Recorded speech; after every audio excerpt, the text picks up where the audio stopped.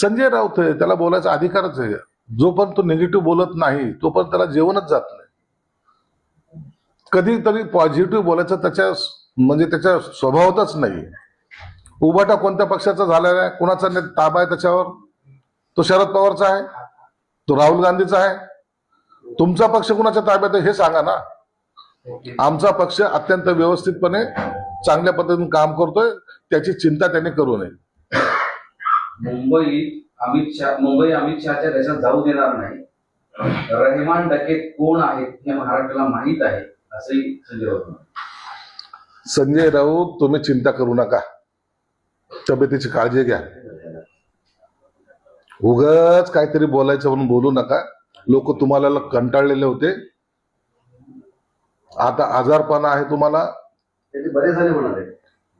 त्यात आता तुम्ही पहिले बरे व्हा, चांगल्या ठणठणीत व्हा आणि त्या उभाटाची वाट लावा. आम्ही अमित शहाचं काय करायचं किंवा तुम्ही आमच्या पक्षाचं काय करायचं हे आम्ही ठरवू.